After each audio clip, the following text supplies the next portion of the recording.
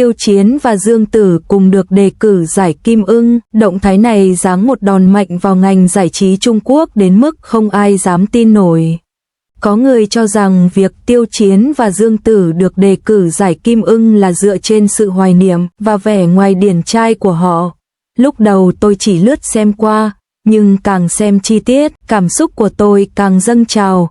Thậm chí tôi còn khó kìm nén được những cảm xúc phức tạp của mình. Ngay khi vòng bỏ phiếu thứ 2 của giải thưởng Kim Ưng bắt đầu, cả hai diễn viên đều xuất hiện trong danh sách đề cử nam diễn viên chính xuất sắc nhất và nữ diễn viên chính xuất sắc nhất. Tin tức này lập tức gây xôn xao trong cộng đồng người hâm mộ lâu năm của bộ phim, những người háo hức chờ đợi bất kỳ khả năng nào họ xuất hiện cùng nhau. Khán giả xem phim không chuyên cũng bị cuốn vào cuộc thảo luận, theo dõi với một sự tò mò khó tả. Đến cuối tháng 8, trước khi lễ trao giải ở Trường Sa chính thức bắt đầu, sự chú ý đã đạt đến đỉnh điểm. Nhìn lại tập cuối của Lời thề tình yêu, những lựa chọn của hai diễn viên chính khá thú vị. Họ không lợi dụng sự nổi tiếng của mình để cố tình tạo thành một cặp đôi lãng mạn, cũng không giữ khoảng cách hay giả vờ không có liên hệ gì để tránh bị nghi ngờ. Thay vào đó, họ tập trung hoàn toàn vào công việc, đắm mình vào quá trình sản xuất và trau dồi diễn xuất từng bước một. Ngay cả những bức ảnh hậu trường của họ cùng nhau cũng cực kỳ hiếm, đến mức người ta chỉ có thể tưởng tượng mối liên hệ của họ thông qua bộ phim. Theo tôi, phần diễn thuyết trên sân khấu là nơi tính cách thật sự của một người được bộc lộ rõ nhất. Anh ấy không dựa nhiều vào kịch bản đã chuẩn bị, cách diễn đạt của anh ấy rất trôi chảy và tự nhiên xuyên suốt.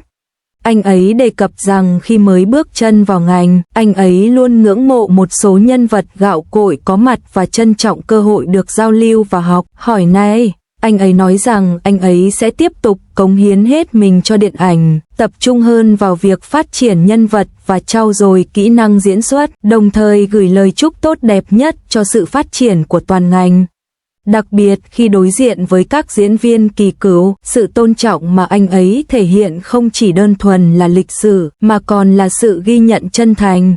Ánh mắt, giọng điệu và cách biểu đạt của một người thường bộc lộ thái độ thật của họ rõ ràng, hơn cả những lời nói đã được chuẩn bị trước. Những lời nhận xét của anh ấy cũng cho thấy kế hoạch phát triển trong tương lai. Anh ấy không chỉ hướng đến việc duy trì sự nổi tiếng bề ngoài, mà còn hy vọng xây dựng một nền tảng vững chắc từng bước thông qua công việc của mình. Điều thực sự gây ấn tượng mạnh mẽ với khán giả là khoảnh khắc anh ấy đứng dậy và bước về phía sân khấu. Mọi người ở một vài bàn gần đó gần như đồng thời bị thu hút về phía anh. Những người đang ăn uống và trò chuyện đều dừng lại và vội vã tiến lại gần hơn để tìm góc nhìn tốt hơn. Thức ăn trên bàn vẫn còn nguyên vẹn, nhưng không ai buồn động đến nó. Ban đầu, nhân viên an ninh hơi bất ngờ, dừng lại vài giây trước khi nhanh chóng lấy lại bình tĩnh và duy trì trật tự. Một cảnh quay từ lễ trao giải Magnolia Award vừa qua vẫn đang được chỉnh sửa và phát đi phát lại trên các nền tảng video ngắn. Khi Dương Tử giành giải nữ diễn viên chính xuất sắc nhất tại lễ trao giải Magnolia, trở thành nữ diễn viên thế hệ 90 đầu tiên nhận giải thưởng này, Tiêu Chiến gần như theo phản xạ đứng dậy khỏi chỗ ngồi và vỗ tay nhiệt liệt. Ánh mắt anh ấy còn chân thành và rạng rỡ hơn cả khi chính anh ấy nhận giải. Sau đó, họ tình cờ gặp nhau ở hậu trường, trò chuyện ngắn gọn và thậm chí còn bắt tay nhau một cách tự nhiên. Không hề có sự chuyên nghiệp hay khoảng cách giả tạo nào, nó tự nhiên và chân thành như một cuộc gặp gỡ giữa những người bạn. So với ngành công nghiệp giải trí, nơi mọi người hoặc nỗ lực hết mình để duy trì các mối quan hệ hoặc tránh mặt nhau như người xa lạ, khung cảnh này có vẻ chân thực hơn và mang nhiều ý nghĩa hơn. Các đề cử năm nay không dựa vào yếu tố hoài niệm. Tiêu Chiến đã chuyển mình thành công từ vai diễn thần tượng trong phim truyền hình sang các nhân vật mưu mô chính trị trong huyền thoại Tây Tạng.